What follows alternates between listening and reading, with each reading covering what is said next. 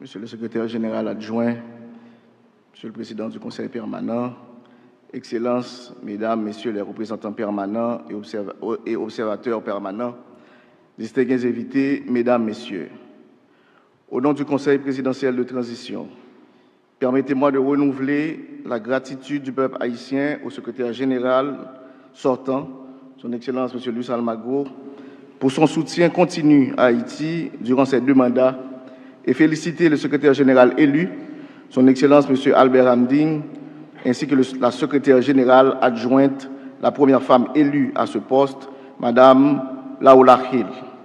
Je tiens à rassurer aux 2 illustres élus de la bonne collaboration de la République d'Haïti tout au long de leur mandat, qui sera marqué, j'en suis certain, du renforcement des liens de l'OEA avec Haïti. J'adresse aussi mes vifs remerciements au secrétaire général Almagro pour avoir répondu favorablement à la demande haïtienne d'organiser ce symposium sur la situation sécuritaire et judiciaire en Haïti. Lors de notre récente rencontre en avril dernier, on s'était entendu que pour bien résoudre la crise, il faudra d'abord commencer par mieux la comprendre et faire évoluer le narratif qui l'accompagne, tant au niveau national qu'international. Mais tout d'abord, je veux bien saluer le travail remarquable du secrétariat à la sécurité multidimensionnelle, ainsi que le dévouement de son personnel, dont l'engagement exemplaire a grandement contribué à l'organisation du symposium. Je remercie aussi l'ensemble des États membres et observateurs de l'organisation pour l'attention constante qu'ils portent à la situation sociopolitique en Haïti. Ma gratitude s'adresse également à l'ensemble des organisateurs et aux intervenants. Depuis la création de l'OEA, il a toujours été permis à Haïti de compter sur la solidarité interaméricaine dans cette démarche de consolidation de l'état de droit, de promotion de la paix et de protection de la démocratie. La tenue aujourd'hui de ce symposium témoigne de cette vieille amitié courageuse et solidaire. Mesdames, Messieurs, au-delà de l'élégance évidente de cet acte protocolaire, nous sommes réunis ici afin de mobiliser notre attention sur une situation d'extrême urgence, l'urgence de répondre en effet à une crise sécuritaire qui a franchi en Haïti les seuils de l'inacceptable. L'urgence de venir en aide à une partie de l'humanité qui est en péril en Haïti. L'urgence de ne pas détourner notre regard de la détresse alors que des vies sont brisées quelque part tous les jours par la violence meurtrière des gangs. Plus de millions de personnes sont contraintes de quitter leur quartier, tandis que l'autorité de l'État est menacée et la démocratie est en péril. Au moment où je m'adresse à cette auguste assemblée, les gangs armés contrôlent près de 80% du territoire de la zone métropolitaine de Port-au-Prince, une bonne partie du département de l'Artibonite et quelques communes de celui du centre. Il est urgent de soutenir Haïti dans son combat souverain de récupérer les territoires qui sont sous le contrôle des bandes criminelles. Ces bandits détruisent des vies et des biens, tuent l'espoir et transforment en cauchemar les rêves de la jeunesse de grandir ou ceux des vieux de jouir du repos de leur âge. Mesdames, Messieurs, la limite a donc déjà été franchie. Il faut agir vite, il faut agir bien. Sous l'impulsion du Conseil présidentiel de transition, l'État haïtien a renforcé sa politique de sécurité. Il s'est doté d'une feuille de route claire, soutenue par une augmentation substantielle du budget alloué aux institutions d'ordre et de sécurité publique. Les fonds rendus disponibles aident à la formation du personnel sécuritaire, l'augmentation des infrastructures y relatives, ainsi que la modernisation des équipements. Les résultats devront être plus évidents dans les jours à venir. Le gouvernement actuel refuse catégoriquement d'être de connivence avec des bandits. Toutefois, la confiance totale du peuple ne sera rétablie dans ses élites dirigeantes si nous n'instaurons pas dans le pays une société résolument égalitaire et non violente. Le système national d'oppression populaire qui fut érigé dans le pays depuis la formation de l'État a fini par créer des monstres qui sont si détruits intérieurement qu'ils peuvent être en mesure, aujourd'hui, de brûler vif un bébé innocent, violer des fillettes sans défense, incendier des hôpitaux, des écoles et des bibliothèques ou transformer en assassins sous l'effet de la drogue des enfants innocents mais désespérés. Mesdames, Messieurs, croyez-moi que pour ainsi traiter les gens comme le font les gangs en Haïti, l'instinct criminel individuel ne suffit pas. Il a fallu que les élites traditionnelles passent leur temps à créer, au détriment de la majorité, une société désintégrée ou un pays qui soit pour la majorité une terre de toutes les négations existentielles.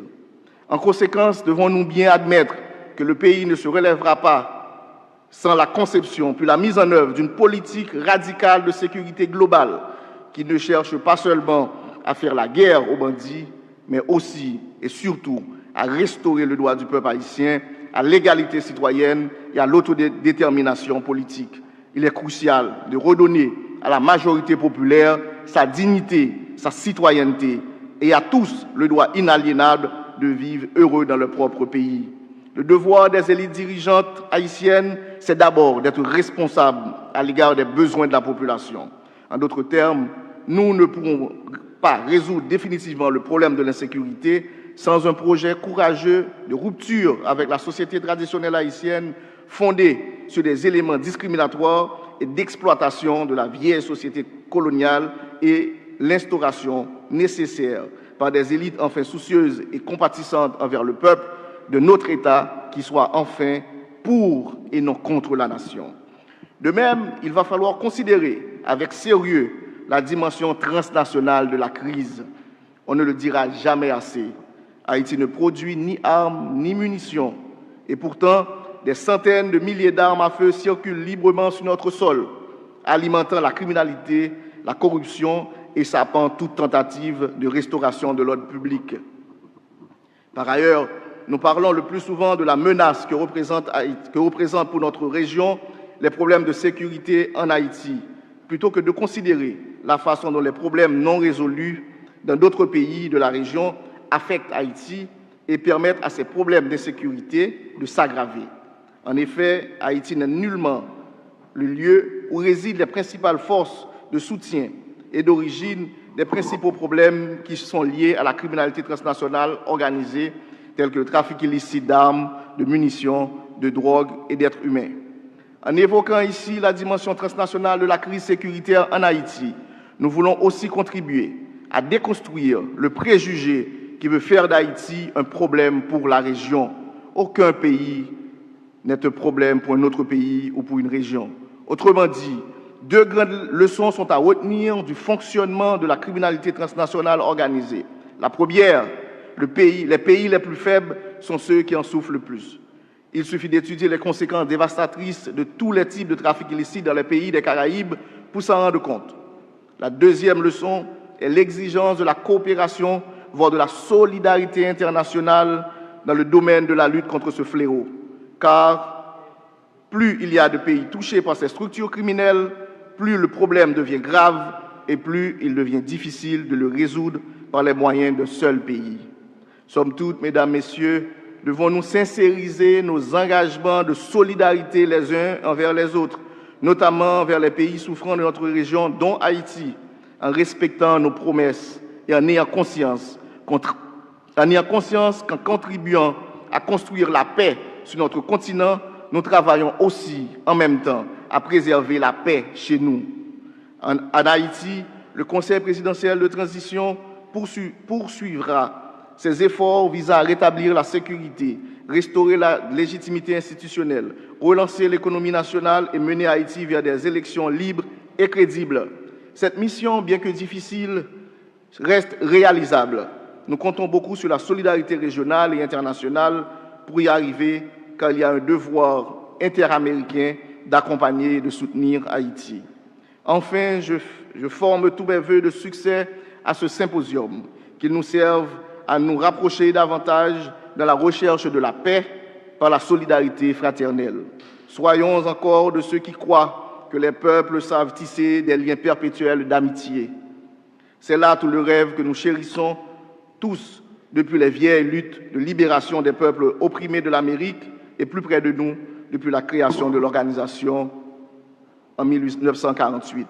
Les échanges d'aujourd'hui devront se poursuivre avec le secrétaire général élu, Ramding, lors des prochaines rencontres, notamment à la 55e session de l'Assemblée générale de l'OEA, qui se tiendra en juin prochain.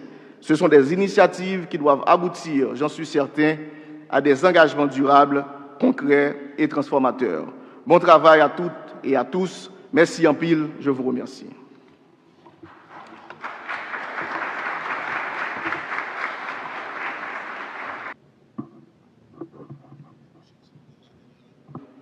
Monsieur le secrétaire général adjoint, Monsieur le président du Conseil permanent, Excellences, Mesdames, Messieurs les représentants permanents et observateurs permanents, distingués invités, Mesdames, Messieurs, au nom du Conseil présidentiel de transition, permettez-moi de renouveler la gratitude du peuple haïtien au secrétaire général sortant, Son Excellence M. Luis Almagro, pour son soutien continu à Haïti durant ces 2 mandats et féliciter le secrétaire général élu, Son Excellence M. Albert Ramding, ainsi que la secrétaire générale adjointe, la première femme élue à ce poste, Mme Laola Hill.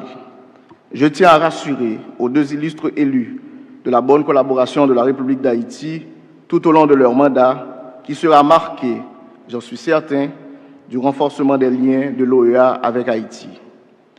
J'adresse aussi mes vifs remerciements au secrétaire général Almagro pour avoir répondu favorablement à la demande haïtienne d'organiser ce symposium sur la situation sécuritaire et judiciaire en Haïti.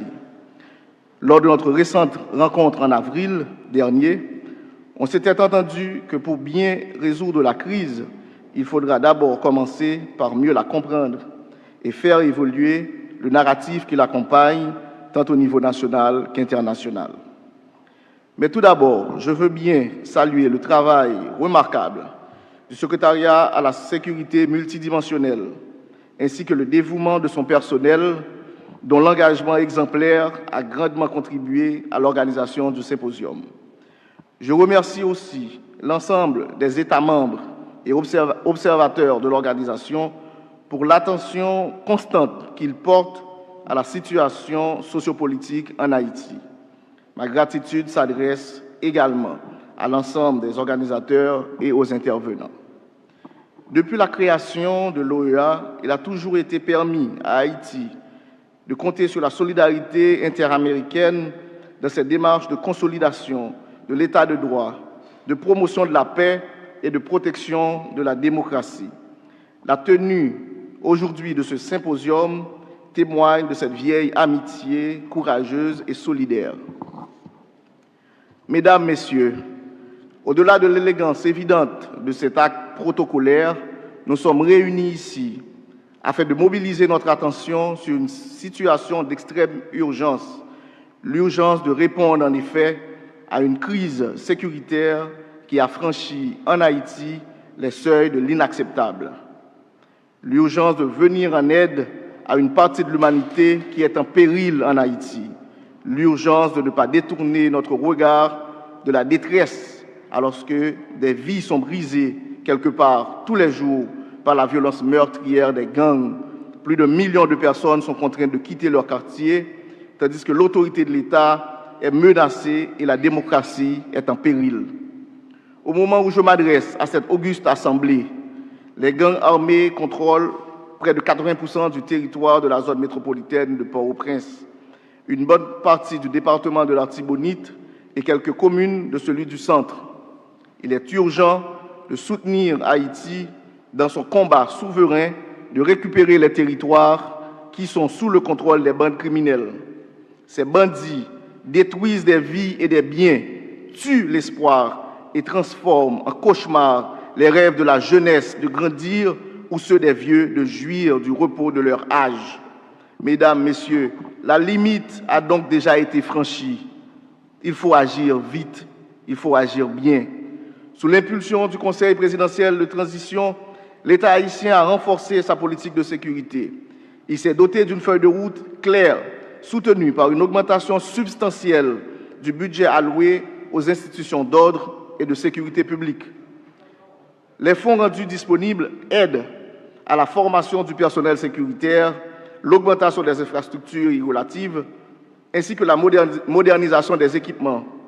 Les résultats devront être plus évidents dans les jours à venir. Le gouvernement actuel refuse catégoriquement d'être de connivence avec des bandits. Toutefois, la confiance totale du peuple ne sera rétablie dans ses élites dirigeantes si nous n'instaurons pas dans le pays une société résolument égalitaire et non violente.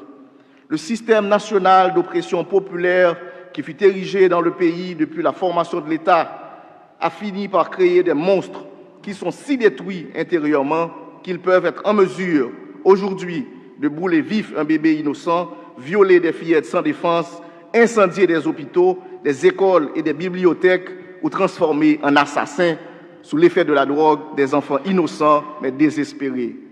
Mesdames, Messieurs, croyez-moi que pour ainsi traiter les gens comme le font les gangs en Haïti, l'instinct criminel individuel ne suffit pas. Il a fallu que les élites traditionnelles passent leur temps à créer, au détriment de la majorité, une société désintégrée ou un pays qui soit pour la majorité une terre de toutes les négations existentielles.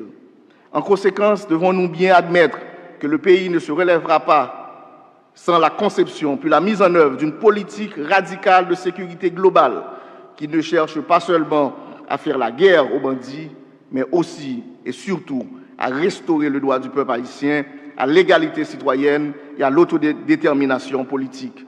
Il est crucial de redonner à la majorité populaire sa dignité, sa citoyenneté et à tous le droit inaliénable de vivre heureux dans leur propre pays. Le devoir des élites dirigeantes haïtiennes, c'est d'abord d'être responsables à l'égard des besoins de la population. En d'autres termes, nous ne pourrons pas résoudre définitivement le problème de l'insécurité sans un projet courageux de rupture avec la société traditionnelle haïtienne fondée sur des éléments discriminatoires et d'exploitation de la vieille société coloniale et l'instauration nécessaire par des élites enfin soucieuses et compatissantes envers le peuple de notre État qui soit enfin pour et non contre la nation.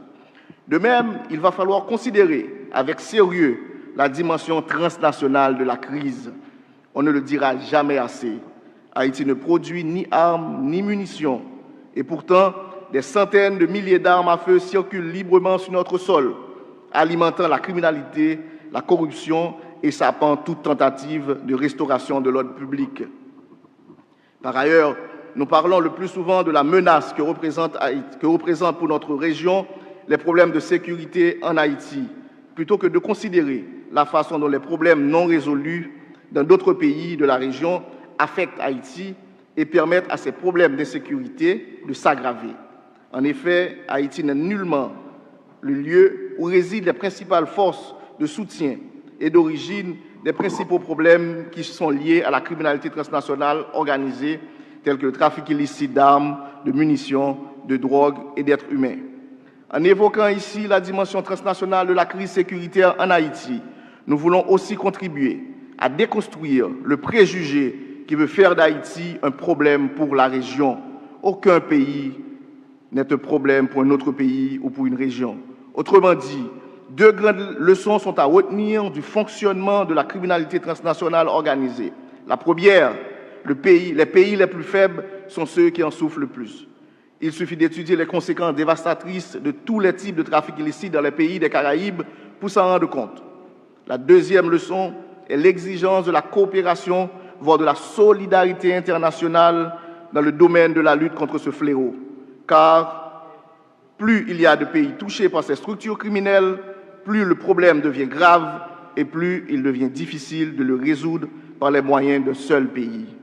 Somme toute, mesdames, messieurs, devons-nous sincériser nos engagements de solidarité les uns envers les autres, notamment envers les pays souffrant de notre région, dont Haïti, en respectant nos promesses et en ayant conscience qu'en contribuant à construire la paix sur notre continent, nous travaillons aussi en même temps à préserver la paix chez nous.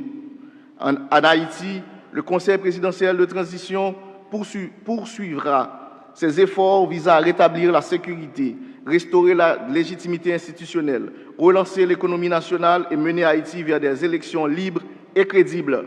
Cette mission, bien que difficile, reste réalisable Nous comptons beaucoup sur la solidarité régionale et internationale pour y arriver, car il y a un devoir interaméricain d'accompagner et de soutenir Haïti. Enfin, je forme tous mes vœux de succès à ce symposium, qu'il nous serve à nous rapprocher davantage dans la recherche de la paix par la solidarité fraternelle. Soyons encore de ceux qui croient que les peuples savent tisser des liens perpétuels d'amitié.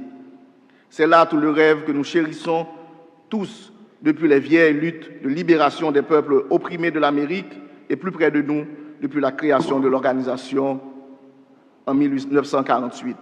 Les échanges d'aujourd'hui devront se poursuivre avec le secrétaire général élu, Ramding, lors des prochaines rencontres, notamment à la 55e session de l'Assemblée générale de l'OEA qui se tiendra en juin prochain. Ce sont des initiatives qui doivent aboutir, j'en suis certain, à des engagements durables, concrets et transformateurs. Bon travail à toutes et à tous. Merci en pile, je vous remercie.